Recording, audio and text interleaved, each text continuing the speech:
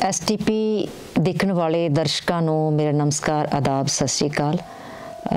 ਅਸੀਂ ਅਕਸਰ ਹੀ ਗਿਆਨ ਭਰਪੂਰ ਪ੍ਰੋਗਰਾਮ ਜਿਹੜੇ ਹੈਗੇ ਉਹ ਸਾਡੇ ਵਿਦਿਆਰਥੀਆਂ ਲਈ, ਸਾਡੇ ਇਲਾਕੇ ਲਈ ਲੈ ਕੇ ਆਉਂਦੇ ਰਹਿੰਦੇ ਹਾਂ। ਅੱਜ ਸਾਡੇ ਵਿਚਕਾਰ ਜਿਹੜੀ ਸਾਡੀ ਸਾਹਿਤਕ ਸ਼ਖਸੀਅਤ ਬਰਨਾਲੇ ਦੀਆਂ ਸਾਹਿਤਕ ਪੈੜਾਂ ਵਿਸ਼ੇ ਦੇ ਅਧੀਨ ਸਾਡੇ ਵਿਚਕਾਰ ਮੌਜੂਦ ਹੈ, ਉਹ ਹੈਗੇ ਨੇ ਸਾਡੇ ਪ੍ਰੋਫੈਸਰ ਰਵਿੰਦਰ ਭੱਠਲ ਜੀ। ਪ੍ਰੋਫੈਸਰ ਭੱਠਲ ਅੱਜ ਕੱਲ੍ਹ ਪੰਜਾਬੀ ਸਾਹਿਤ ਅਕੈਡਮੀ ਲੁਧਿਆਣਾ ਦੇ ਪ੍ਰਧਾਨ ਵਜੋਂ ਆਪਣੀ ਸੇਵਾ ਨਿਭਾ ਰਹੇ ਨੇ। ਸਾਡੇ ਬਰਨਾਲੇ ਦੇ ਹੀ SD ਕਾਲਜ ਦੇ ਪੁਰਾਣੇ ਵਿਦਿਆਰਥੀ, SD ਕਾਲਜ ਦੇ ਹੀ ਪੁਰਾਣੇ ਅਧਿਆਪਕ, ਜਿੱਥੇ ਉਹਨਾਂ ਨੇ ਅਧਿਆਪਨ ਵੀ ਕੀਤਾ ਲਗਭਗ 40-45 ਸਾਲ, ਸਾਨੂੰ ਵੀ ਸਭ ਨੂੰ ਪੜ੍ਹਾਇਆ, ਅਤੇ ਸਾਡੇ ਬਰਨਾਲੇ ਦੇ ਹੀ ਉਹ ਸਾਹਿਤਕਾਰ, ਕਵੀ, ਸ਼ਾਇਰ, ਅਤੇ ਉਹਨਾਂ ਦਾ ਸਾਡੇ STP ਚੈਨਲ ਵਿਖੇ ਪਹੁੰਚਣ 'ਤੇ ਸਵਾਗਤ ਹੈ ਜੀ। ਬਹੁਤ ਬਹੁਤ ਸਵਾਗਤ ਸਰ ਤੁਹਾਡਾ। ਮੈਨੂੰ ਵੀ ਖੁਸ਼ੀ ਹੈ ਇਸ ਗੱਲ ਦੀ ਕਿ ਮੈਂ ਆਪਣੇ ਉਸ ਪੁਰਾਣੇ ਕਾਲਜ ਦੇ ਸਟੂਡੀਓ ਵਿੱਚ ਆਇਆ ਅਤੇ ਆਪਣੀਆਂ ਗੱਲਾਂ ਕਰਨ ਲਈ ਮੌਕਾ ਦਿੱਤਾ ਹੈ। ਬਹੁਤ ਬਹੁਤ ਸ਼ੁਕਰੀਆ ਜੀ। ਬਹੁਤ ਬਹੁਤ ਸਵਾਗਤ ਭੱਠਲ ਸਾਹਿਬ ਤੁਹਾਡਾ। ਜੇ ਅਸੀਂ ਬਰਨਾਲੇ ਦੀਆਂ ਸਾਹਿਤਕ ਪੈੜਾਂ ਦੀ ਗੱਲ ਕਰੀਏ ਤਾਂ ਭੱਠਲ ਸਾਹਿਬ ਜਿਹੜੇ ਨੇ, ਰਵਿੰਦਰ ਭੱਠਲ ਜੀ, ਉਹ ਸਾਡੇ ਮੋਢੀ ਸਾਹਿਤਕਾਰਾਂ ਦੇ ਵਿੱਚੋਂ ਇੱਕ ਨੇ। ਸਾਡੀ ਪਹਿਲੀ ਪੀੜ੍ਹੀ ਦੇ ਸਾਹਿਤਕਾਰਾਂ ਦੀ ਜੇ ਅਸੀਂ ਗੱਲ ਕਰੀਏ, ਬਰਨਾਲੇ ਦੇ ਇਲਾਕੇ ਨੂੰ ਅਕਸਰ ਹੀ ਸਾਹਿਤ ਦਾ ਮੱਕਾ ਕਿਹਾ ਜਾਂਦਾ ਹੈ। ਸਾਹਿਤ ਦੇ ਮੱਕੇ ਦੀ ਜਦੋਂ ਗੱਲ ਤੁਰਦੀ ਹੈ ਤਾਂ ਰਵਿੰਦਰ ਭੱਠਲ ਹੋਰਾਂ ਦਾ ਜਿਹੜਾ ਨਾਮ ਹੈ ਉਹ ਪਹਿਲੀਆਂ ਸਫਾਂ 'ਚ ਆਉਂਦਾ ਹੈ। ਸੋ ਪ੍ਰੋਫੈਸਰ ਰਵਿੰਦਰ ਭੱਠਲ ਹੋਰਾਂ ਨੇ ਆਪਣੀ ਜਿਹੜੀ ਪ੍ਰੇਰਨਾ ਸਦਕਾ ਹਜ਼ਾਰਾਂ ਹੀ ਹੋਰ ਵਿਦਿਆਰਥੀਆਂ ਨੂੰ ਵੀ ਸਾਹਿਤਕ ਗੁੜਤੀ ਦਿੱਤੀ, ਅਤੇ ਉਹ ਸਾਡੇ ਪੰਜਾਬੀ ਦੇ ਹਰਮਨ ਪਿਆਰੇ ਸ਼ਾਇਰ ਨੇ। ਭੱਠਲ ਸਾਹਿਬ, ਤੁਹਾਡਾ ਸੰਬੰਧ ਬਰਨਾਲੇ ਨਾਲ ਹੈ।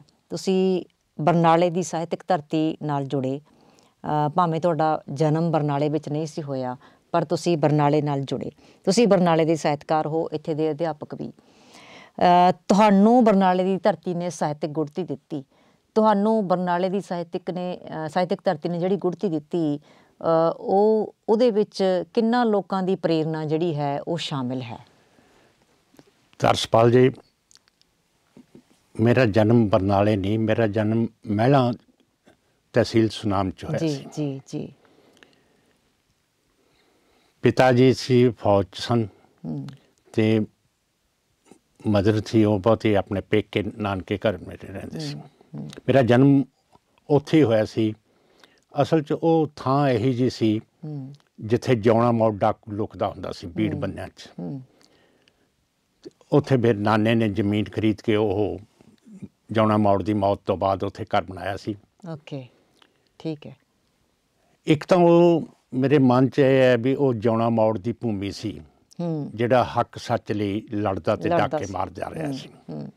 ਦੂਜਾ, ਜਦੋਂ ਮੈਂ ਛੋਟਾ ਸੀ, ਮੇਰੇ ਤੋਂ ਪਹਿਲਾਂ ਦੋ ਜਵਾਕ ਸੀ ਜਿਹੜੇ ਉਹ ਛੋਟੀ ਉਮਰੇ ਗੁਜ਼ਰ ਗਏ ਸੀ, ਅਤੇ ਮੇਰੇ ਜਨਮ ਵੇਲੇ ਬੜਾ ਰੱਖ ਰਖਾਅ ਰੱਖਿਆ ਗਿਆ ਸੀ।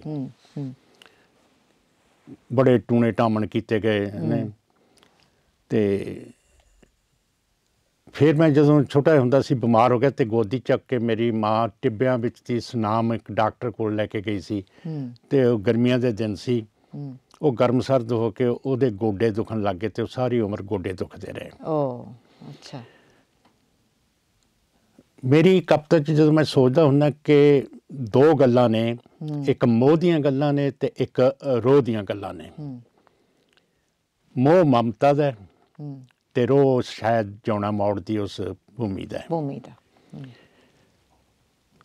ਅਤੇ ਮੈਂ ਪਹਿਲੀਆਂ ਦੋ ਜਮਾਤਾਂ ਵੀ ਉੱਥੇ ਹੀ ਪੜ੍ਹਿਆ। ਮੈਨੂੰ ਚੇਟਕ ਵੀ ਉਸ ਘਰ 'ਚ ਲੱਗੀ ਕਿ ਮਾਮਾ ਇੱਕ ਕਾਮਰੇਡ ਸੀ ਜਿਹਦੇ ਘਰੇ ਪ੍ਰੀਤ ਲੜੀ ਆਉਂਦੀ ਹੁੰਦੀ ਸੀ, ਪਰ ਉਹ ਪ੍ਰੀਤ ਲੜੀ ਲੁਕੋ ਕੇ ਰੱਖਦਾ ਹੁੰਦਾ ਸੀ। ਸਾਤੋਂ ਛੋਟੇ ਛੋਟੇ ਕੰਮ ਕਰਾ ਕੇ ਫਿਰ ਉਹ ਪ੍ਰੀਤ ਲੜੀ ਪੜ੍ਹਨ ਨਹੀਂ ਦਿੰਦਾ ਸੀ। ਉਹਨਾਂ ਦਾ ਵਿੱਚ ਬੱਚਿਆਂ 'ਤੇ ਪਾਬੰਦੀਆਂ ਹੁੰਦੀਆਂ ਸੀ। ਉਹ ਪ੍ਰੀਤ ਲੜੀ ਦਾ ਜਿਹੜਾ ਅਸਰ ਸੀ ਕਿਤੇ ਨਾ ਕਿਤੇ ਅਚੇਤ ਮਨ 'ਚ ਮੇਰੇ ਵਸਿਆ। ਜਦੋਂ ਪਿਤਾ ਜੀ ਰਿਟਾਇਰ ਹੋ ਗਏ, ਇਹ ਗੱਲ 53-54 ਦੀ ਹੈ, ਅਤੇ ਉਦੋਂ ਅਸੀਂ ਬਰਨਾਲੇ ਆ ਗਏ। ਬਰਨਾਲਾ ਸਾਡਾ ਜੱਦੀ ਘਰ ਸੀ, ਇੱਥੇ ਰਹੇ। ਇੱਥੇ ਮੈਂ ਸਕੂਲ ਦੀ ਵਿੱਦਿਆ ਹਾਸਲ ਕੀਤੀ, ਗੌਰਮੈਂਟ ਹਾਈ ਸਕੂਲ 'ਚੋਂ 10ਵੀਂ ਪਾਸ ਕੀਤੀ। ਉਸ ਤੋਂ ਬਾਅਦ ਇੱਥੇ SD ਕਾਲਜ ਬਰਨਾਲੇ ਵਿੱਚ ਮੈਂ ਪੜ੍ਹਨ ਲੱਗ ਗਿਆ। ਜਦੋਂ ਮੈਂ ਕਾਲਜ 'ਚ ਪੜ੍ਹਦਾ ਸੀ ਅਤੇ ਉਦੋਂ ਪ੍ਰੋਫੈਸਰ ਮੇਹਰ ਸਿੰਘ ਹੁੰਦੇ ਸਨ ਇੱਥੇ, ਪੰਜਾਬੀ ਦੇ ਪ੍ਰੋਫੈਸਰ। ਉਹ ਕਹਾਣੀਆਂ ਲਿਖਦੇ ਹੁੰਦੇ ਸੀ ਅਤੇ ਜੋਗਾ ਸਿੰਘ ਵੀ ਉਦੋਂ ਵਿਦਿਆਰਥੀ ਸੀ। ਅਤੇ ਮੈਂ NCC ਕਰਕੇ ਮੈਂ ਜ਼ਿਆਦਾ ਸੀ, ਪ੍ਰੋਫੈਸਰ ਮੇਹਰ ਸਿੰਘ ਹੋਰਾਂ ਨਾਲ ਮੇਰਾ ਲਗਾ, ਅਤੇ ਉੱਥੋਂ ਫਿਰ ਮੈਨੂੰ ਚੇਟਕ ਲੱਗੀ ਲਿਖਣ ਦੀ। ਪਹਿਲਾਂ ਮੈਂ ਕੁਝ ਗੀਤ ਲਿਖੇ, ਸਟਰੀਮ ਮੈਗਜ਼ੀਨ ਵਿੱਚ ਛਪੇ ਉਹ। ਫਿਰ ਇੱਥੇ ਪ੍ਰੋਫੈਸਰ ਜੋਗਾ ਸਿੰਘ ਪ੍ਰੋਫੈਸਰ ਬਣ ਕੇ ਆ ਗਿਆ ਸੀ। 2 ਸਾਲ ਮੈਂ ਉਹਦੇ ਕੋਲੋਂ ਵੀ ਪੜ੍ਹਿਆ। ਫਿਰ ਜਦੋਂ ਇੱਥੇ ਵਿਚਰਨ ਲੱਗਿਆ ਅਤੇ ਇੱਥੇ ਬਰਨਾਲੇ ਦੀ ਧਰਤੀ 'ਚ, ਕਿਉਂਕਿ ਇਹ ਜਿਹੜੀ ਧਰਤੀ ਹੈ ਨਾ, ਇਹਨੂੰ ਰੈੱਡ ਬੈਲਟ ਕਹਿੰਦੇ ਨੇ ਬਰਨਾਲੇ ਦੇ ਏਰੀਏ ਨੂੰ। ਇਹ ਖਾੜਕੂ ਲਹਿਰਾਂ ਹੱਕ ਲਈ, ਫਰਜ਼ਾਂ ਲਈ ਜਿੰਨੀਆਂ ਵੀ ਲਹਿਰਾਂ ਪੈਦਾ ਹੋਈਆਂ, ਜਦੋਂ ਜਹਿਦ ਦਾ ਸੰਘਰਸ਼ ਦਾ ਖੇਤਰ ਰਿਹਾ ਹੈ। ਅਤੇ ਇਹ ਵੀ ਮੇਰੇ ਮਨ 'ਤੇ ਅਸਰ ਸੀਗਾ। ਫਿਰ ਮੈਂ MA ਕੀਤੀ ਪੰਜਾਬੀ ਯੂਨੀਵਰਸਿਟੀ ਪਟਿਆਲੇ ਤੋਂ, ਅਤੇ ਉੱਥੇ ਵੀ ਸਾਹਿਤਕ ਜਿਹੜੇ ਪ੍ਰੋਫੈਸਰ ਸਨ, ਖਾਸ ਤੌਰ 'ਤੇ ਦਲੀਪ ਕੌਰ ਟਵਾਣਾ ਸੀ, ਉਹਨਾਂ ਨਾਲ ਮੇਰਾ ਖਾਸਾ ਨੇੜਲਾ ਸੰਬੰਧ ਰਿਹਾ ਅਤੇ ਮੈਨੂੰ ਚੇਟਕ ਲੱਗੀ। ਪਰ ਮੈਂ ਪਹਿਲੀ ਜਿਹੜੀ ਰਚਨਾ ਮੇਰੀ ਗੀਤ ਸੀ, ਪ੍ਰੈਪ BA ਪਾਰਟ 1 ਵਗੈਰਾ 'ਚ। ਫਿਰ ਮੈਂ BA ਪਾਰਟ 1 'ਚ ਪੜ੍ਹਦਾ ਸੀ ਜਦੋਂ ਓਮ ਪ੍ਰਕਾਸ਼ ਗਾਸੋ ਜੀ ਦਾ ਨਾਵਲ, ਪਹਿਲਾ ਨਾਵਲ ਛਪਿਆ, ਸੁਪਨੇ ਤੇ ਸੰਸਕਾਰ। ਉਹ ਸਾਡੇ ਉਸੇ ਅਖਬਾਰ 'ਚ, ਪੱਟਲਾਂ ਦੇ ਅਖਬਾਰ 'ਚ ਰਹਿੰਦੇ ਸੀ, ਅਤੇ ਉਹਨਾਂ ਦੀ ਭੂਮਿਕਾ ਲਿਖਣ ਦਾ ਮੈਨੂੰ ਮੌਕਾ ਮਿਲਿਆ BA ਪਾਰਟ 1 'ਚ। ਅੱਛਾ, ਤੁਸੀਂ ਵਿਦਿਆਰਥੀ ਹੁੰਦਿਆਂ ਹੀ ਜਿਹੜੇ ਉਹ ਭੂਮਿਕਾ ਵਿਦਿਆਰਥੀ ਹੁੰਦੇ, ਹਾਂ, BA ਪਾਰਟ 1 'ਚ। ਅਤੇ ਉੱਥੇ ਹੀ ਉਸ ਭੂਮਿਕਾ ਦੇ ਵਿੱਚ ਹੀ ਓਮ ਪ੍ਰਕਾਸ਼ ਸ਼ਰਮੇ ਤੋਂ ਓਮ ਪ੍ਰਕਾਸ਼ ਗਾਸੋ, ਉਹਨਾਂ ਦਾ ਨਾਮ ਪ੍ਰਚਲਿਤ ਹੋਇਆ ਸੀ। ਅਤੇ ਫਿਰ ਜਦੋਂ ਮੈਂ ਇੱਥੇ ਹੀ ਅਧਿਆਪਕ ਲੱਗ ਗਿਆ 1970 'ਚ, ਪ੍ਰੀਤਮ ਸਿੰਘ ਰਾਹੀ ਮੇਰੇ ਕੁਲੀਗ ਸੀ, ਅਤੇ ਫਿਰ ਅਕਸਰ ਉਸ ਪ੍ਰੀਤਮ ਸਿੰਘ ਰਾਹੀ ਦੀ ਦੁਕਾਨ 'ਤੇ ਆਉਣ ਜਾਣਾ, ਸ਼ਾਮ ਦਾ ਸਮਾਂ ਉੱਥੇ ਗੁਜ਼ਰਦਾ ਸੀ। ਉੱਥੇ ਸਾਹਿਤਕਾਰ ਆਉਂਦੇ ਸਨ, ਉੱਥੇ ਰਾਜਨੀਤਿਕ ਨੇਤਾ ਵੀ ਆਉਂਦੇ ਸਨ, ਉੱਥੇ ਵਿਚਾਰ ਵਟਾਂਦਰਾ ਵੀ ਹੁੰਦਾ ਸੀ। ਅਤੇ ਉੱਥੇ ਹੀ ਮੇਰੀ ਪਹਿਲੀ ਕਿਤਾਬ ਦੀ ਜਿਹੜੀ ਸਿਰਜਣਾ ਸੀ, ਉਹ ਸਦਰ ਬਾਜ਼ਾਰ 'ਚ ਛੱਤੇ ਖੂਹ ਦੇ ਕੋਲ ਫੁੱਟਪਾਥ 'ਤੇ ਕੁਰਸੀ ਢਾਹ ਕੇ ਬੈਠਾ ਬੰਦਾ ਸੀ ਮੈਂ। ਉੱਥੇ ਮੇਰੇ ਮਨ 'ਚ ਖਿਆਲ ਆਇਆ। ਉੱਥੇ ਹੀ ਮੈਂ ਸੰਘਰਸ਼ ਕਰਦੇ ਕਿਰਤੀ ਕਿਸਾਨਾਂ ਦੇ ਜਲੂਸ ਜਾਂਦੇ ਕਿਲ੍ਹੇ ਵੱਲ ਨੂੰ ਦੇਖਦਾ ਹੁੰਦਾ ਸੀ, ਅਤੇ ਉਹ ਮੇਰਾ ਆਰੰਭ ਸੀ। ਉਹ ਸਿਰਜਣਾ ਦਾ ਆਰੰਭ ਸੀ ਤੁਹਾਡੀ ਪਹਿਲੀ ਕਿਤਾਬ, ਜਿਹੜੀ ਤੁਹਾਡੀ 1975 ਪਹਿਲੀ ਕਿਤਾਬ ਮੇਰੀ ਇਹ 1974 ਛਪੀ ਸੀ। ਪਹਿਲੀ ਮੇਰੀ ਜਿਹੜੀ ਕਵਿਤਾ ਸੀ, ਜਿਹੜੀਆਂ ਉਹਨਾਂ ਕਿਤਾਬਾਂ 'ਚ ਆਈ, ਉਹ ਗੁਰੂ ਨਾਨਕ ਦੇਵ ਜੀ ਦੇ ਨਾਲ 500 ਸਾਲਾ ਉਦੋਂ ਪ੍ਰਕਾਸ਼ ਉਤਸਵ ਮਨਾਇਆ ਜਾਂਦਾ ਸੀ। ਅਤੇ ਉਦੋਂ ਇੰਦਰ ਸਿੰਘ ਖਮੋਸ਼ ਸਾਡੇ ਰਿਸ਼ਤੇਦਾਰ ਸੀ, ਅਤੇ ਉਹ ਕਹਿੰਦੇ, ਇੱਕ ਦਿਨ ਮੈਨੂੰ ਬਾਜ਼ਾਰ 'ਚ ਮਿਲ ਗਏ ਅਤੇ ਕਹਿੰਦੇ, ਰਵਿੰਦਰ, ਮੈਂ 69 'ਚ MA ਕਰਕੇ ਆ ਗਿਆ ਸੀ ਅਤੇ ਫਿਰਦਾ ਸੀ ਅਤੇ ਬਾਜ਼ਾਰ 'ਚ, ਅਤੇ ਮੈਨੂੰ ਕਹਿੰਦੇ ਵੀ ਰਵਿੰਦਰ, ਕਵੀ ਦਰਬਾਰ ਹੈ ਚੰਨਣਵਾਲ, ਚੱਲਣਾ? ਮੈਂ ਕਿਹਾ ਚੱਲਾਂਗੇ। ਕਹਿੰਦੇ ਫਿਰ ਸੰਘੇੜਿਆਂ ਵਾਲੇ ਅੱਡੇ 'ਤੇ ਆ ਜਾਈਂ, ਉੱਥੋਂ ਬੱਸ ਜਾਊਗੀ। ਮੈਂ ਘਰੇ ਆ ਕੇ ਆਪਣੇ ਚੁਬਾਰੇ 'ਚ ਪੈ ਗਿਆ, ਅਤੇ ਫਿਰ ਮੈਂ ਉੱਥੇ ਕਵਿਤਾ ਲਿਖੀ, ਇੱਕ ਗੁਰੂ ਨਾਨਕ ਦੇਵ ਜੀ ਨੂੰ ਸੰਬੋਧਨ ਕਰਦੇ ਲਿਖੀ ਸੀ। ਦਰਅਸਲ MA ਕਰਨ ਤੋਂ ਬਾਅਦ ਉਹ ਵਿਹਲਾ ਸਮਾਂ ਸੀ, ਨੌਕਰੀ ਮਿਲੀ ਨਹੀਂ ਸੀ, ਅਤੇ ਮਨ ਦੇ ਵਿੱਚ ਇੱਕ ਖਲਾਅ ਸੀ, ਜਿਹੜਾ ਇੱਕ ਆਕਰੋਸ਼ ਸੀ, ਜਿਹੜਾ ਉਹ ਉਸ ਨਜ਼ਮ ਵਿੱਚ ਪ੍ਰਗਟ ਹੋਇਆ। ਅਤੇ ਉਹ ਮੈਂ ਉੱਥੇ ਜੇਬ 'ਚ ਪਾ ਕੇ ਲੈ ਗਿਆ ਸੀ, ਅਤੇ ਉਸ ਸਟੇਜ 'ਤੇ ਮੈਂ ਉਹ ਬਹਿ ਗਿਆ ਜਾ ਕੇ ਖਮੋਸ਼ ਹੋਰਾਂ ਨਾਲ।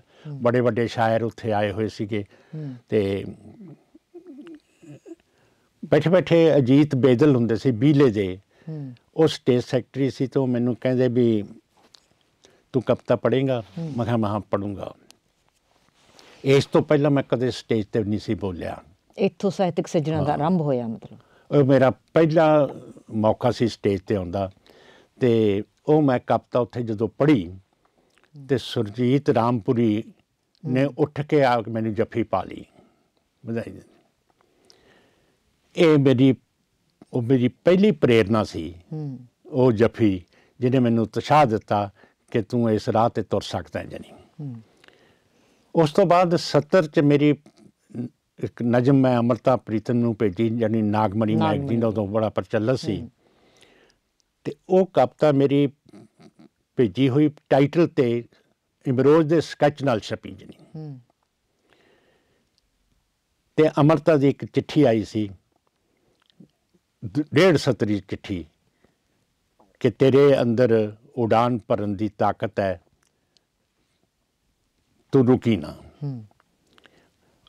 ਉਹ ਜੱਫੀ ਤੇ ਉਹ 1.5 ਸਤਰੀ ਚਿੱਠੀ ਸੀ ਜਿਹੜੀ ਉਹਨੇ ਮੈਨੂੰ ਇਸ ਕਵਿਤਾ ਦੇ ਰਾਹ ਤੇ, ਸਾਹਿਤ ਸਿਰਜਣਾ ਦੇ ਰਾਹ ਤੇ ਤੁਰਨ ਲਈ ਸ਼ਕਤੀ ਦਿੱਤੀ, ਬਲ ਬਖਸ਼ਿਆ ਤੇ ਪ੍ਰੇਰਨਾ ਬਣੀ। ਸਾਹਿਤਕ ਸਫ਼ਰ ਆਰੰਭ ਹੋ ਗਿਆ। ਬਿਲਕੁਲ, ਹਾਂਜੀ। ਤੇ ਕਿਤਾਬ ਜਿਹੜੀ ਮੇਰੀ ਸੀ 74 'ਚ ਮੇਰੀਆਂ ਜਿੰਨੀਆਂ ਕਵਿਤਾਵਾਂ ਸੀ, ਤੇ ਪ੍ਰੀਤਮ ਸਿੰਘ ਰਾਹੀ ਕਹਿੰਦਾ ਵੀ ਤੂੰ ਕਿਤਾਬ ਛਪਵਾ।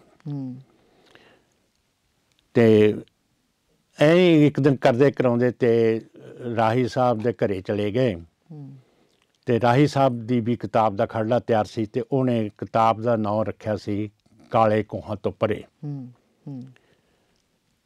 ਪਰ ਉਹ ਰਾਹੀ ਸਾਹਿਬ ਦੀ ਘਰ ਵਾਲੀ ਉਹ ਇਸ ਗੱਲ ਤੇ ਜੈਸੇ ਵੀ ਕਿ ਕੱਕੇ ਤੇ ਨਾਂ ਨਹੀਂ ਰੱਖਣਾ। ਅੱਛਾ। ਕਿਉਂਕਿ ਰਾਹੀ ਸਾਹਿਬ ਬਾਰੇ ਮਸ਼ਹੂਰ ਸੀ ਕਿ ਜਦੋਂ ਪਹਿਲੀ ਕਿਤਾਬ ਕਰਨਾ ਛਪੀ ਸੀ, ਘਰ 'ਚ ਕੰਨਿਆ ਆ ਗਈ ਸੀ, ਫਿਰ ਕਚਨਾਰ ਛਪੀ, ਫਿਰ ਕੰਨਿਆ ਆ ਗਈ ਸੀ, ਫਿਰ ਕਾਇਆ ਦੇ ਰੁੱਖ ਛਪੀ, ਫਿਰ ਕੰਨਿਆ ਆ ਗਈ ਸੀ, ਹਾਂਜੀ। ਤੇ ਉਹ ਕਹਿੰਦੀ ਨਹੀਂ, ਹੁਣ ਨਹੀਂ ਕੱਕੇ ਤੇ ਰੱਖਣਾ ਨਾਂ।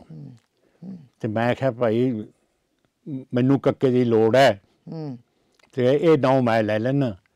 ਤੇ ਕਹਿੰਦਾ ਫਿਰ ਮੈਂ ਕੀ ਰੱਖਾਂ ਨਾਂ? ਮੈਂ ਕਿਹਾ ਤੂੰ ਅਥਰਾ ਘੋੜਾ ਰੱਖ ਦੇ ਨਾਂ। ਤੇ ਰਾਹੀ ਦੀ ਕਿਤਾਬ ਅਥਰਾ ਘੋੜਾ ਛਪੀ, ਤੇ ਨਾਲ ਹੀ ਘਰ 'ਚ ਰਾਹੁਲ ਦਾ ਜਨਮ ਹੋਇਆ, ਅਥਰਾ ਘੋੜਾ ਆ ਗਿਆ। ਤੇ ਉਹ ਕਿਤਾਬ ਮੇਰੀ ਸੀ, ਉਹ ਰਵੀ ਸਾਹਿਤ ਪ੍ਰਕਾਸ਼ਨ ਵਾਲਿਆਂ ਨੇ ਛਾਪੀ ਸੀ। ਓਕੇ, ਠੀਕ ਹੈ। ਪਟਲ ਸਾਹਿਬ, ਤੁਸੀਂ ਮਤਲਬ ਐਸਡੀ ਕਾਲਜ ਬਰਨਾਲਾ ਵਿਖੇ ਵਿਦਿਆਰਥੀ ਵੀ ਰਹੇ, ਤੁਸੀਂ ਉਸ ਤੋਂ ਬਾਅਦ ਅਧਿਆਪਨ ਦਾ ਜਿਹੜਾ ਕੰਮ ਹੈ ਉਹ ਤੁਸੀਂ ਆਰੰਭ ਕੀਤਾ।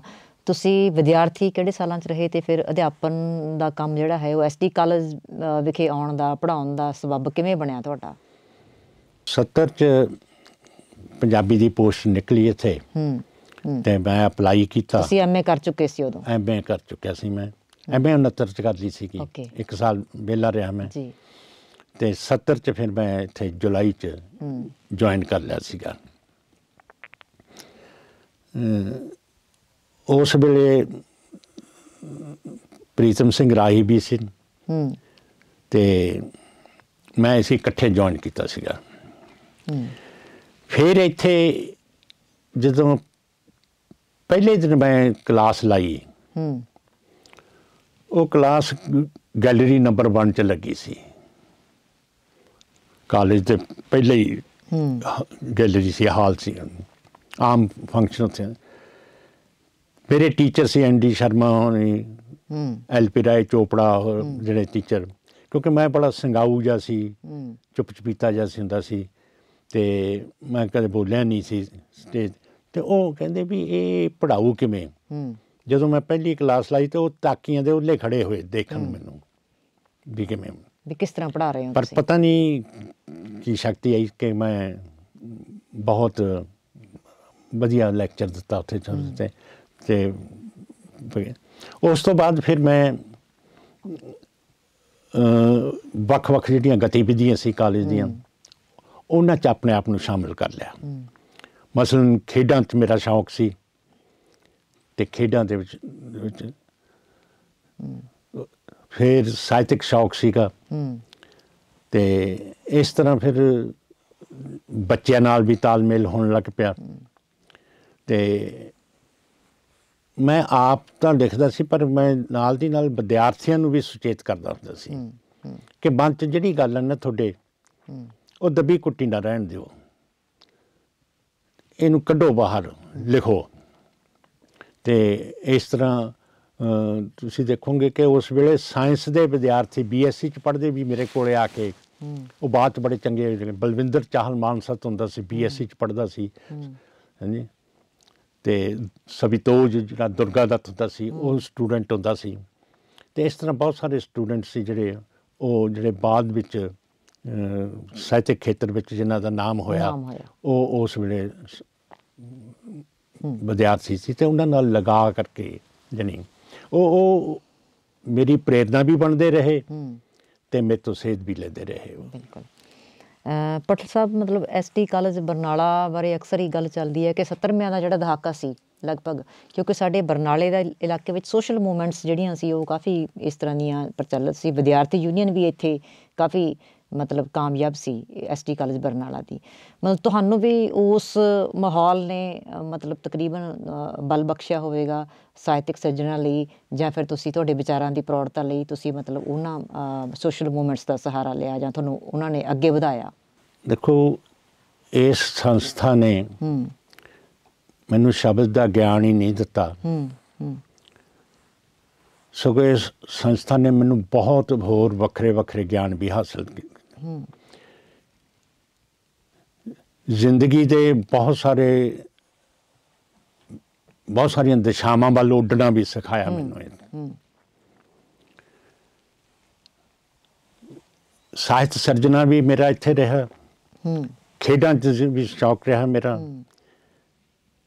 ਇਸ ਕਾਲਜ ਦੇ ਵਿੱਚ ਮੈਂ NSS ਦਾ ਵੀ ਇੰਚਾਰਜ ਰਿਹਾ, ਯੁਵਕ ਸਭਾਵਾਂ ਦਾ ਵੀ, ਮੈਂ NCC ਦਾ ਵੀ ਆਫਿਸਰ ਰਿਹਾ। ਇੱਥੇ ਮੈਂ ਪੇਰੈਂਟ ਟੀਚਰ ਐਸੋਸੀਏਸ਼ਨ ਦਾ ਸੈਕਟਰੀ ਵੀ ਰਿਹਾ। ਇੱਥੇ ਮੈਂ ਕਾਲਜ ਮੈਗਜ਼ੀਨ ਦਾ ਸੰਪਾਦਕ ਵੀ ਰਿਹਾ। ਜਾਨੀ ਹੁਣ ਇਹ ਸਾਰੀਆਂ ਗੱਲਾਂ ਸੀ ਜਿਹੜੀਆਂ ਇਹ ਮੇਰੀ ਸ਼ਖਸੀਅਤ ਦੀ ਉਸਾਰੀ ਵਿੱਚ ਬਹੁਤ ਵੱਡਾ ਯੋਗਦਾਨ ਬਣਦੀਆਂ ਰਹੀਆਂ ਨੇ। ਜ਼ਿੰਦਗੀ ਨੂੰ ਸਾਵਾਂ ਰੱਖਣ ਲਈ, ਸੰਤੁਲਿਤ ਰੱਖਣ ਲਈ, ਜ਼ਿੰਦਗੀ ਨੂੰ ਇੱਕ ਨਿਸ਼ਾਨੇ 'ਚ ਇੱਕ ਸੇਧ ਵੱਲ ਤੋਰਨ ਲਈ ਇਹ ਸਾਰੀਆਂ ਗਤੀਵਿਧੀਆਂ ਨੇ ਜਿਹੜੀਆਂ ਇਹ ਮੇਰੇ ਲਈ ਮਾਰਗਦਰਸ਼ਨ ਬਣਦੀਆਂ ਰਹੀਆਂ ਨੇ। ਇਹਦੇ ਵਿੱਚ ਬਹੁਤ ਕੁਝ ਵਿਦਿਆਰਥੀਆਂ ਨਾਲ ਲਗਾ ਰਿਹਾ, ਮੇਰਾ ਨੇੜਤਾ ਰਹੀ। ਜਾਨੀ ਉਸ ਵੇਲੇ ਟੀਚਰ ਅਤੇ ਜਿਹੜੇ ਸਟੂਡੈਂਟ ਦਾ ਰਿਲੇਸ਼ਨ ਸੀ ਨਾ,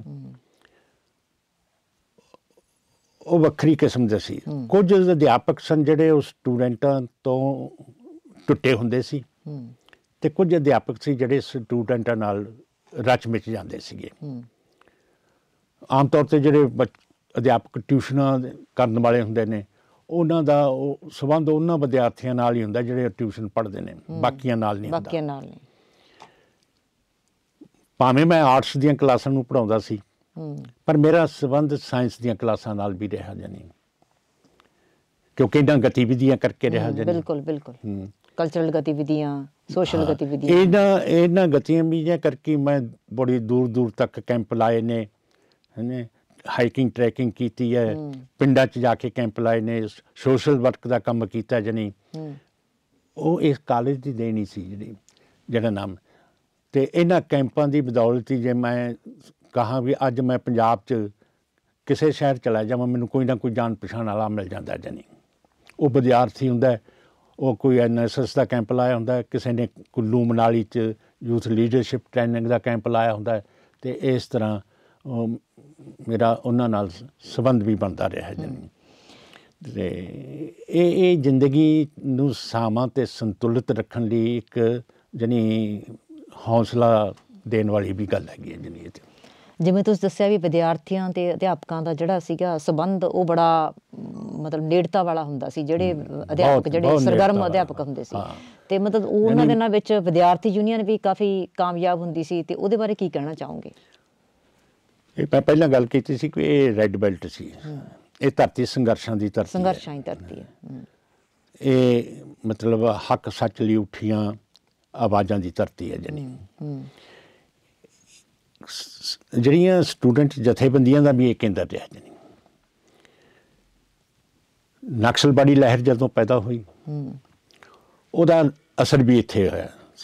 ਕਾਲਜ ਦੇ ਬਹੁਤ ਸਾਰੇ ਵਿਦਿਆਰਥੀ ਸੀ ਉਸ ਲਹਿਰ ਵਿੱਚ ਸ਼ਾਮਲ ਹੋਏ, ਬਹੁਤ ਸਾਰੇ ਸ਼ਹੀਦ ਵੀ ਹੋਏ। ਜਾਨੀ ਇਹਨੇ ਬਹੁਤ ਸਾਰੇ ਉਸ ਲਹਿਰ ਦੇ ਸਿਧਾਂਤਕ ਅਮਲ ਨੂੰ ਆਪਣੀ ਜ਼ਿੰਦਗੀ 'ਚ ਢਾਲ ਕੇ ਕਿ ਅਗਾਂਹ ਵੀ ਵਧੇ ਜਾਣੀ, ਤੁਸੀਂ ਚੰਗੇ ਲੀਡਰ ਵੀ ਬਣੇ ਬਾਅਦ ਵਿੱਚ। ਅਤੇ ਬਾਅਦ ਵਿੱਚ ਖਾੜਕੂ ਲਹਿਰ ਦਾ ਵੀ ਇੱਥੇ ਅਸਰ ਰਿਹਾ ਜਾਣੀ। ਪਰ ਇੱਥੇ ਜਿਹੜੀਆਂ ਜਥੇਬੰਦੀਆਂ ਸੀ, ਜਿਹੜੀਆਂ ਸਟੂਡੈਂਟ ਜਥੇਬੰਦੀਆਂ, ਉਹ ਉਸਾਰੂ ਸੀ। PSU ਇੱਥੇ ਰਹੀ ਬਹੁਤ ਤਕੜੀ ਜਥੇਬੰਦੀ, SFI ਦੀ ਰਹੀ ਇੱਥੇ, ਜਾਣੀ ਉਹ ਗਲਤ ਨੂੰ ਗਲਤ ਕਹਿਣ ਵਾਲੇ ਤੇ ਪਰ ਬਹੁਤ ਉਸਾਰੂ ਕੰਮ ਵੀ ਕਰਦੇ ਸੀ। ਜਾਣੀ ਇਸ ਕਾਲਜ ਦੀ ਸਟੇਜ 'ਤੇ ਭਾਜੀ ਗੁਰਸ਼ਰਨ ਸਿੰਘ ਦੇ ਨਾਟਕ ਕਰਾਉਣ ਵਾਲੀ ਵੀ PSU ਸੀਗੀ ਪਹਿਲੀ ਵਾਰ। ਅਤੇ ਮੇਰੀ ਇੱਕ ਹੋਰ ਰੀਝ ਰਹੀ ਇੱਥੇ ਵਿਦਿਆਰਥੀ ਨਾਲ ਨੇੜਤਾ ਕਰਕੇ, ਮੈਂ ਨਾ ਹਰ ਸੈਚਰਡੇ ਨੂੰ ਮੈਂ ਪੀਰੀਅਡ ਨਹੀਂ ਸੀ ਲਾਉਂਦਾ ਹੁੰਦਾ ਕਲਾਸ ਦਾ। ਮੈਂ ਉਹ ਸਾਰੀ ਕਲਾਸ ਨੂੰ ਲਾਇਬ੍ਰੇਰੀ 'ਚ ਲੈ ਜਾਂਦਾ ਸੀ। ਮੈਂ ਲਾਇਬ੍ਰੇਰੀ 'ਚ ਲਿਜਾ ਕੇ ਉਹਨਾਂ ਨੂੰ ਕਿਤਾਬਾਂ ਦੱਸਦਾ ਵੀ ਆਹ ਕਿਤਾਬਾਂ ਨੇ, ਆਹ ਪੜ੍ਹਨ ਵਾਲੀਆਂ ਨੇ, ਆਹ ਨੇ, ਇਹ ਨਹੀਂ, ਅਤੇ ਇਹ ਸਿੱਖੋ ਕੁਛ ਇਹਨਾਂ ਤੋਂ। ਜਾਣੀ ਜਾਂ ਫਿਰ ਕਲਾਸ 'ਚ ਮੈਂ ਸੈਚਰਡੇ ਨੂੰ ਹਰੇਕ ਬੱਚੇ ਨੂੰ ਕਹਿੰਦਾ ਵੀ ਚਲੋ ਕੋਈ ਤੂੰ ਸੁਣਾ ਕੁਛ, ਤੂੰ ਗੀਤ ਸੁਣਾ, ਤੂੰ ਕੋਈ ਕਵਿਤਾ ਸੁਣਾ, ਕੋਈ ਹੈ ਨੇ। ਅਤੇ ਉੱਥੋਂ ਹੀ ਮੈਂ ਟੈਲੈਂਟ ਲੱਭਦਾ ਹੁੰਦਾ ਸੀ, ਜਿਹੜਾ ਭਾਸ਼ਣ ਪ੍ਰਤੀਯੋਗਤਾ 'ਚ, ਡਿਬੇਟ 'ਚ, ਹਾਂਜੀ, ਥੀਏਟਰ ਲਈ, ਕਵਿਤਾ ਉਚਾਰਨ ਦੇ ਵਿੱਚ ਕਾਮਯਾਬ। ਤੁਸੀਂ ਸਟੂਡੈਂਟ, ਤੁਸੀਂ ਜਾਣਦੇ ਹੋਵੋਗੇ ਉਸ ਵੇਲੇ। ਬਿਲਕੁਲ ਬਿਲਕੁਲ। ਨਹੀਂ, ਤੁਸੀਂ ਇਹ ਦੇਖੋ ਕਿ ਉਸ ਵੇਲੇ ਮੈਂ ਇੱਕ ਕਲਾਸ 'ਚ ਕਿਹਾ ਵੀ ਕੋਈ ਇੱਕ ਟੌਪਿਕ ਦੇਤਾ ਵੀ ਇਸ ਟੌਪਿਕ 'ਤੇ ਬੋਲੋ ਤੁਸੀਂ। ਬਿਲਕੁਲ ਬਿਲਕੁਲ। ਇੱਕ ਕੁੜੀ ਉੱਠ ਕੇ ਬੋਲਣ ਲੱਗ ਗਈ, ਬਹੁਤ ਗੜਕੇ ਨਾਲ ਬੋਲਣ ਲੱਗ ਗਈ। ਉਹ ਬਾਅਦ 'ਚ ਮੈਂ ਉਹਨੂੰ ਕਿਹਾ ਵੀ ਤੂੰ ਮੈਨੂੰ ਮਿਲੀ, ਫਿਰ ਮੈਂ ਉਹਨੂੰ ਡਿਬੇਟ ਲਈ ਤਿਆਰ ਕਰਾਇਆ।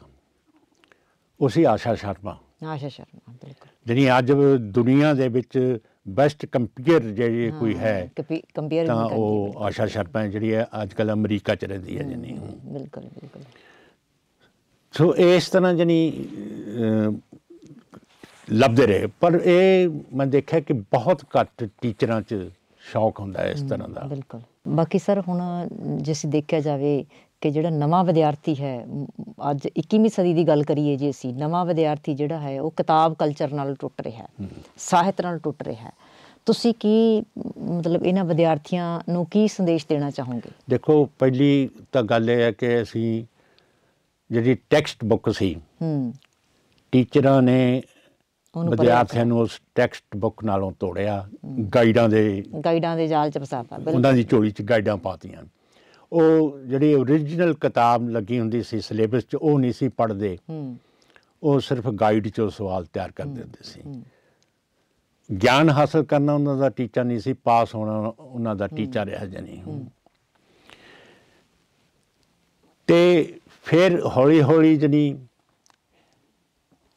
ਇਹ ਰੁਝਾਨ ਵੀ ਘਟ ਗਿਆ ਗਾਈਡਾਂ ਵਾਲਾ। ਫਿਰ ਜਦੋਂ ਆਬਜੈਕਟਿਵ ਟਾਈਪ ਦੇ ਸਵਾਲ ਆਉਣ ਲੱਗ ਗਏ, ਫਿਰ ਬਿਲਕੁਲ ਹੀ ਘਟ ਗਿਆ। ਅਸਲ 'ਚ ਇਹ ਦੱਸਣਾ ਪੈਂਦਾ ਬੱਚਿਆਂ ਨੂੰ ਵੀ ਜਿਹੜੀ ਕਿਤਾਬ ਹੈ ਨਾ, ਜਿਹੜੀ ਉਹ ਤੁਹਾਡਾ ਇੱਕ ਸੱਚਾ ਦੋਸਤ ਹੈ। ਦੋਸਤ ਤਾਂ ਤੁਹਾਨੂੰ ਦਗਾ ਦੇ ਸਕਦੇ ਨੇ, ਧੋਖਾ ਦੇ ਸਕਦੇ ਨੇ, ਪਰ ਜਿਹੜੀ ਕਿਤਾਬ ਹੈ ਉਹ ਕਦੇ ਧੋਖਾ ਨਹੀਂ ਦਿੰਦੀ। ਮੈਂ ਤਾਂ ਕਹਿੰਦਾ ਕਿਤਾਬ ਤਾਂ ਤੁਹਾਡੇ ਸਿਰਹਾਣੇ ਇੱਕ ਜਗਦੀ ਮੋਮਬੱਤੀ ਹੈ, ਜਿਹੜੀ ਤੁਹਾਨੂੰ ਰੋਸ਼ਨੀ ਵੰਡਦੀ ਹੈ, ਰੋਸ਼ਨੀ ਦਿੰਦੀ ਹੈ। ਜਿਹੜੀ ਤੁਹਾਡਾ ਵਿਹਲਾ ਵਕਤ ਹੈ ਜਿਹੜਾ, ਉਹ ਹੈ ਹੁਣ ਅਸੀਂ TV ਦੇਖਣ ਕੰਨੀ, ਸੀਰੀਅਲ ਦੇਖਣ ਕੰਨੀ ਲਾ ਦਿੰਦੇ ਹਾਂ, ਜਾਂ ਹੁਣ ਮੋਬਾਈਲ ਦੇ ਉੱਤੇ ਉਂਗਲਾਂ ਮਾਰੀ ਜਾਂਦੇ ਹਾਂ ਜੀ ਇਹ 'ਤੇ। ਪਰ ਕਿਤਾਬ ਚੱਕ ਕੇ ਰਾਜੀ ਨਹੀਂ ਅਸੀਂ, ਵਿਦਿਆਰਥੀਆਂ 'ਚ ਖਾਸ ਤੌਰ 'ਤੇ। ਪਰ ਇਹਦਾ ਮਤਲਬ ਇਹ ਵੀ ਨਹੀਂ ਜੀ ਕਿ ਪੜ੍ਹਨ ਘੱਟ ਗਏ। ਮੈਂ ਦੇਖਿਆ ਕਿ ਪੰਜਾਬੀ ਭਵਨ ਉੱਤੇ ਕਿਤਾਬਾਂ ਦੀ ਦੁਕਾਨ 'ਤੇ ਪਿੰਡਾਂ ਦੇ ਲੋਕ ਨੇ ਜਿਹੜੇ, ਉਹ ਕਿਤਾਬਾਂ ਖਰੀਦਣ ਬਹੁਤ ਆਉਂਦੇ ਨੇ ਉੱਥੇ। ਇਹਦਾ ਮਤਲਬ ਪੜ੍ਹਨ ਦਾ, ਲੋਕਾਂ ਦੇ ਅੰਦਰ ਪੜ੍ਹਨ ਦਾ ਸ਼ੌਕ ਤਾਂ ਹੈ, ਪਰ ਵਿਦਿਆਰਥੀਆਂ 'ਚ ਘਟਦਾ ਜਾ ਰਿਹਾ ਹੈ। ਵਿਦਿਆਰਥੀਆਂ 'ਚ ਘਟਦਾ ਜਾ ਰਿਹਾ। ਇਹ ਸਾਡੇ ਮੀਡੀਆ ਦਾ ਕਹਿ ਲਓ ਅਸਰ ਹੈ, ਜਾਂ ਫਿਰ ਸਾਡੇ ਇੰਟਰਨੈਟ ਦੇ ਯੁੱਗ ਦਾ ਅਸਰ ਹੈ। ਮਤਲਬ ਇਹ ਕਹਿ ਸਕਦੇ ਹਾਂ ਅਸੀਂ ਵੀ ਇੰਟਰਨੈਟ ਦੇ ਯੁੱਗ ਦਾ ਅਸਰ ਹੈ ਜ਼ਿਆਦਾ। ਅਤੇ ਪਟਲ ਸਾਹਿਬ ਮਤਲਬ ਸਾਡੇ ਨਾ ਬਰਨਾਲੇ ਦੇ ਏਰੀਏ ਨੂੰ ਅਸੀਂ ਜਿਵੇਂ ਹੁਣ ਸਾਹਿਤ ਦੇ ਮੱਕੇ ਦੇ ਨਾਂ ਨਾਲ ਜਾਣਦੇ ਹਾਂ, ਬਰਨਾਲਾ ਜਿਹੜਾ ਹੈ ਹੀ ਸਾਹਿਤ ਦਾ ਮੱਕਾ। ਅਤੇ ਤੁਹਾਨੂੰ ਕੀ ਮਹਿਸੂਸ ਹੁੰਦਾ ਹੈ ਕਿ ਤੁਸੀਂ ਬਰਨਾਲੇ ਵਿੱਚ ਪੈਦਾ ਹੋਏ ਜਾਂ ਮਤਲਬ ਤੁਹਾਡੀ ਪਾਲਣ ਪੋਸ਼ਣ ਇੱਥੇ ਹੋਇਆ, ਤੁਸੀਂ ਕੀ ਮਹਿਸੂਸ ਕਰਦੇ ਹੋ ਕਿ ਬਰਨਾਲੇ ਦੀ ਜਿਹੜੀ ਸਾਹਿਤਕ ਗੁੜਤੀ ਹੈ ਉਹ ਕਿਵੇਂ ਨਵੇਂ ਸਾਡੇ ਸਾਹਿਤਕਾਰਾਂ ਨੂੰ ਅੱਗੇ ਲਿਆਉਂਦੀ ਹੈ, ਕਿਵੇਂ ਅੱਗੇ ਵਧਾਉਂਦੀ ਹੈ? ਕੀ ਮਹਿਸੂਸ ਕਰਦੇ ਹੋ ਇਹਦੇ ਬਾਰੇ? ਇੱਥੇ ਨਾ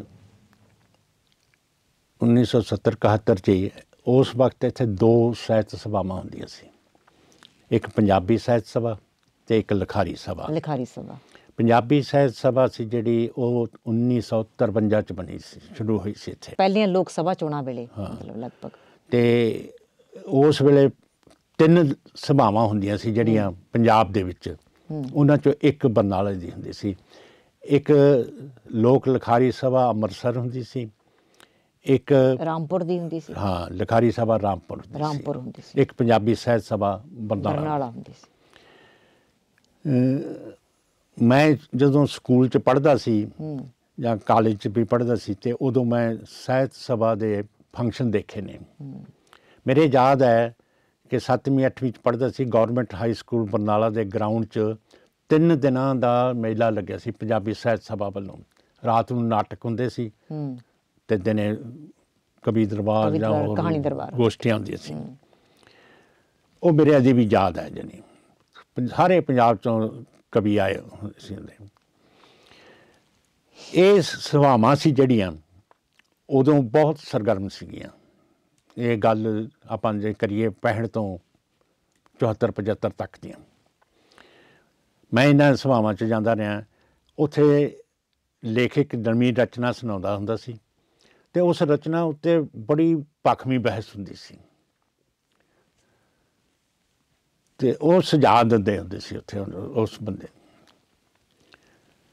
ਉਹ ਅੱਜ ਕੱਲ੍ਹ ਜਿਹੜੀਆਂ ਸਭਾਵਾਂ ਨੇ ਉਹਨਾਂ 'ਚ ਇਹ ਰੁਝਾਨ ਘੱਟ ਗਿਆ। ਜਾਣੀ ਇੱਥੇ ਕਵਿਤਾ ਸੁਣਦੇ ਹਾਂ ਅਤੇ ਵਾਹ ਕਰਕੇ ਉੱਠ ਖੜ੍ਹਦੇ ਹਾਂ। ਉੱਥੇ ਨਹੀਂ। ਉਹਦੇ ਅਸੀਂ ਹੱਸਦੇ ਹੁੰਦੇ ਸੀ ਵੀ ਉਦੋਂ ਜਿਹੜੇ ਆਲੋਚਕ ਹੁੰਦੇ ਸੀ ਉਹ ਗੰਡਾਸੇ ਨਾਲ ਛਾਂਕਦੇ ਹੁੰਦੇ ਸੀ ਕਵਿਤਾ ਨੂੰ, ਰਚਨਾ ਨੂੰ। ਜਾਣੀ ਅਤੇ ਉਹਨਾਂ ਦਾ ਅਸਰ ਬਹੁਤ ਹੋਇਆ ਕਿ ਉਹ ਨਵੇਂ ਜਿਹੜੇ ਲੇਖਕ ਸੀ ਉਹ ਆਏ, ਸੇਧ ਮਿਲੀ ਉਹਨਾਂ ਨੂੰ ਅਤੇ ਉਹ ਪਰਪੱਕ ਬਣੇ। ਜਾਣੀ ਪਰਪੱਕ ਹੋਏ। ਅਤੇ ਇਹਨਾਂ ਸਭਾਵਾਂ ਵਿੱਚ ਬਰਨਾਲੇ 'ਤੇ ਨਹੀਂ, ਬੜੀ ਦੂਰ ਦੂਰ ਤੋਂ ਬੰਦੇ ਆਉਂਦੇ ਹੁੰਦੇ ਸੀ। ਮੇਰੇ ਯਾਦ ਹੈ ਇੱਕ ਬੰਦਾ ਦਿੜਵੇ ਤੋਂ ਸਾਈਕਲ 'ਤੇ ਆਉਂਦਾ ਹੁੰਦਾ ਸੀ। ਜੈਤੋਂ ਤੋਂ ਨਾਵਲਕਾਰ ਗੁਰਦਿਆਲ ਸਿੰਘ ਬਾਰੇ ਵੀ ਹਾਂਜੀ ਕਿਹਾ ਜਾਂਦਾ। ਜੋਗੇ ਤੋਂ, ਰੱਲੇ ਜੋਗੇ ਤੋਂ ਆਉਂਦੇ ਹੁੰਦੇ ਸੀ। ਮਾਨਸਾ ਤੋਂ ਇੱਥੇ ਆਉਂਦੇ ਹੁੰਦੇ ਸੀ ਬੰਦੇ ਨੂੰ। ਹੈਨੇ ਆ ਧੂਰੀ ਤੋਂ ਅੱਗੇ ਮੀਮਸੇ ਤੋਂ ਰਾਮ ਲਾਲ ਪ੍ਰੇਮੀ ਆਉਂਦਾ, ਕਰਤਾਰ ਸਿੰਘ ਮਲੇਰਕੋਟਲੇ ਤੋਂ ਆਉਂਦਾ ਹੁੰਦਾ ਸੀਗਾ। ਜਾਣੀ ਇਸ ਤਰ੍ਹਾਂ ਦੂਰੋਂ ਦੂਰੋਂ ਮੀਟਿੰਗ 'ਚ ਉਹਦੇ ਵਿੱਚ ਆਉਂਦੇ ਹੁੰਦੇ ਸੀਗੇ। ਜਾਣੀ ਉਦੋਂ ਸਾਹਿਤ ਸਭਾਵਾਂ ਦੇ ਵਿੱਚ ਮੀਟਿੰਗ ਵਿੱਚ ਜਾਣ ਦਾ ਵੀ ਸ਼ੌਕ ਹੁੰਦਾ ਸੀਗਾ, ਚੱਲੀਏ। ਅਤੇ ਹੁਣ ਤਾਂ ਬਰਨਾਲੇ 'ਚ ਮੈਂ ਦੇਖਦਾ ਇੰਨੀਆਂ ਸਭਾਵਾਂ ਬਣ ਗਈਆਂ। ਉਹ ਇੱਕ ਕਹਾਵਤ ਹੈ ਕਿ 7 ਪੂਰਬੀਏ 21 ਚੁੱਲ੍ਹੇ, ਉਹ ਹਾਲ ਹੈ ਇੱਥੇ ਤਾਂ। ਹਰ ਲੇਖਕ ਆਪਣੀ ਸਭਾ ਬਣਾਈ ਫਿਰਦਾ। ਹਾਲਾਂਕਿ ਉਹ ਸਾਂਝੇ ਬੰਦੇ ਹੁੰਦੇ ਨੇ, ਸਮਾਗਮ ਵੀ ਇੱਕੋ ਹੀ ਹੁੰਦੇ ਨੇ, ਇੱਕੋ ਹੀ ਤਰ੍ਹਾਂ ਦੇ ਉਹੀ ਬੰਦੇ ਜਾਣ ਵਾਲੇ ਹੁੰਦੇ ਨੇ। ਬਿਲਕੁਲ ਹਾਂਜੀ। ਇੱਕ ਵਕਤ ਫਿਰ ਇਹੋ ਜਿਹਾ ਵੀ ਆਇਆ ਵੀ ਇੱਕ ਸਭਾਵਾਂ ਦੇ ਵਿੱਚ ਫਰਕ ਬਹੁਤ ਪੈ ਗਿਆ। ਇੱਕ ਦੂਜੇ ਦੀਆਂ ਦੇ ਫੰਕਸ਼ਨਾਂ 'ਚ, ਮੀਟਿੰਗਾਂ 'ਚ ਨਹੀਂ ਸੀ ਜਾਂਦੇ ਹੁੰਦੇ ਲੇਖਕ, ਵੰਡੇ ਗਏ ਸੀ। ਪਰ ਮੈਂ ਹੁਣ ਦੇਖਿਆ ਵੀ ਹੁਣ ਇਹ ਥੋੜ੍ਹਾ ਜਿਹਾ ਘੱਟ ਗਿਆ, ਥੋੜ੍ਹਾ ਜਿਹਾ ਫਰਕ ਪੈ ਗਿਆ। ਹੁਣ ਇੱਥੇ ਜੇ ਇੱਕ ਸਭਾ ਦਾ ਫੰਕਸ਼ਨ ਕਰਦੀ ਹੈ ਅਤੇ ਬਾਕੀ ਦੇ ਵੀ ਆ ਜਾਂਦੇ ਨੇ। ਜਾਣੀ ਅਤੇ ਮੈਂ ਚਾਹੁੰਦਾ ਵੀ ਇਹ ਰੁਝਾਨ ਹੈ ਜਿਹੜਾ ਮਤਲਬ ਘਰ ਘਰ ਚੁੱਲ੍ਹੇ ਵਾਲਾ ਨਹੀਂ ਹੋਣਾ ਚਾਹੀਦਾ। ਕੋਈ ਨਾ ਕੋਈ ਇੱਕ ਸਾਂਝੀ ਸੰਸਥਾ ਹੋਵੇ ਜਿਹੜੇ ਠੋਸ ਕੰਮ ਕਰੇ। ਜਾਣੀ ਉਹ ਇਹੀ ਕਾਰਨ ਹੈ ਜੀ ਬਰਨਾਲੇ 'ਚ ਹਾਲੇ ਤੱਕ ਕੋਈ ਸਾਹਿਤਕ ਸਦਨ ਜਿਹੜਾ ਹੈ ਉਹ ਅਸੀਂ ਨਹੀਂ ਉਸਾਰ ਸਕੇ। ਸਾਂਝਾ ਸਾਹਿਤਕ ਸਦਨ ਜਿਹੜਾ ਸੀ ਉਹ ਉਸਾਰ ਨਹੀਂ ਸਕੇ। ਸਾਂਝੀ ਜਗ੍ਹਾ ਜਿਹੜੀ ਹੈ ਉਹ ਸਾਡੀ ਬਣ ਨਹੀਂ ਸਕੀ। ਵੱਖ ਵੱਖ ਸਮੇਂ 'ਤੇ ਕੋਸ਼ਿਸ਼ਾਂ ਹੁੰਦੀਆਂ ਰਹੀਆਂ ਵੀ ਕੋਈ ਇਹੋ ਜਿਹਾ ਆਪਣਾ ਘਰ ਹੋਵੇ ਜਿੱਥੇ ਬੈਠ ਕੇ ਤੁਸੀਂ ਗੱਲ ਕਰ ਸਕੋ, ਆਪਣੀ ਕੋਈ ਲਾਇਬ੍ਰੇਰੀ ਹੋਵੇ ਸਾਂਝੀ। ਹਾਂ ਬਿਲਕੁਲ। ਪਰ ਇੱਥੇ ਮੈਂ ਦੇਖਿਆ ਵੀ ਜਦੋਂ ਵੀ ਕੋਸ਼ਿਸ਼ ਹੁੰਦੀ ਰਹੀ ਹੈ ਇੱਥੇ ਲੱਤਾਂ ਖਿੱਚਣ ਵਾਲੇ ਬਹੁਤ ਹੋ ਜਾਂਦੇ ਨੇ। ਹਰੇਕ ਕਹਿੰਦਾ ਵੀ ਇਹ ਲੱਗਿਆ ਮੂਹਰੇ ਅਤੇ ਇਹ ਕ੍ਰੈਡਿਟ ਨਾ ਲੈ। ਜਦੋਂ ਮੈਂ ਪੰਜਾਬੀ ਸਾਹਿਤ ਸਭਾ ਦਾ ਜਨਰਲ ਸਕੱਤਰ ਸੀ ਤੇ ਅਸੀਂ ਉਹ 3 ਰੋਜ਼ਾ ਇੱਥੇ ਪ੍ਰਗਤੀਸ਼ੀਲ ਸਰਬ ਭਾਰਤੀ ਪ੍ਰਗਤੀਸ਼ੀਲ ਲੇਖਕ ਕਾਨਫਰੰਸ ਕੀਤੀ ਸੀ 3 ਦਿਨ ਤੇ 3 ਦਿਨ ਇਸੇ ਐਸਡੀ ਕਾਲਜ ਬਰਨਾਲਾ ਸਾਡਾ ਕੈਂਪਸ ਸੀਗਾ ਤੇ ਹਿੰਦੁਸਤਾਨ ਦੇ ਚੰਗੇ ਚੰਗੇ ਲੇਖਕ ਭੀਸ਼ਮ ਸਾਹਨੀ ਵਰਗੇ ਕਮਲੇਸ਼ਵਰ ਵਰਗੇ ਇੱਥੇ ਆਏ ਸੀਗੇ ਤੇ 3 ਦਿਨ ਰਾਤ ਨੂੰ 3-3 4-4 ਨਾਟਕ ਹੁੰਦੇ ਸੀ ਰਾਮਲੀਲਾ ਗਰਾਊਂਡ 'ਚ। ਹਾਲਾਂਕਿ ਇਹ 1987 ਦੀ ਗੱਲ ਹੈ ਜਦੋਂ ਕਿ ਅੱਤਵਾਦ ਦਾ ਬਹੁਤ ਜ਼ੋਰ ਸੀਗਾ ਜਾਨੀ ਪੰਜਾਬ ਸੰਕਟ ਸ਼ੁਰੂ ਹੋ ਗਿਆ ਸੀ ਪੰਜਾਬ ਸੰਕਟ ਸ਼ੁਰੂ ਹੋ ਗਿਆ ਸੀ ਹਾਂ ਪੰਜਾਬ ਸੰਕਟ ਤਾਂ 82-83 ਤੋਂ ਸ਼ੁਰੂ ਹੋ ਗਿਆ ਸੀ ਬਿਲਕੁਲ ਤੇ ਘਰ ਘਰ ਠਹਿਰਾਏ ਹੋਏ ਸੀਗੇ ਜਾਨੀ ਉਸ ਕਾਨਫਰੰਸ ਦੇ ਵਿੱਚ ਇਸ ਕਾਲਜ ਦਾ ਵੀ ਵੱਡਾ ਯੋਗਦਾਨ ਸੀ। ਉਸ ਵੇਲੇ ਮੰਡੀ ਦੇ ਲੋਕਾਂ ਨੇ ਵੀ ਸਾਨੂੰ ਰਾਸ਼ਨ ਮਤਲਬ ਕਿਸੇ ਨੇ ਖੰਡ ਦੀ ਬੋਰੀ ਦਿੱਤੀ, ਕਿਸੇ ਨੇ ਆਟੇ ਦੀ ਬੋਰੀ ਦਿੱਤੀ, ਕਿਸੇ ਨੇ ਘਿਓ ਦਾ ਪੀਪਾ ਦਿੱਤਾ। ਇਸ ਤਰ੍ਹਾਂ ਜਾਨੀ ਸਾਡਾ ਲੰਗਰ ਸੀ ਜਿਹੜਾ ਉਹ ਚੱਲਿਆ ਜਾਨੀ ਹੈਗਾ ਸੀ ਤੇ 3 ਦਿਨ ਬਹੁਤ ਪੰਜਵੀਂ ਕਾਨਫਰੰਸ ਹੋਈ ਸੀਗੀ ਜੀ।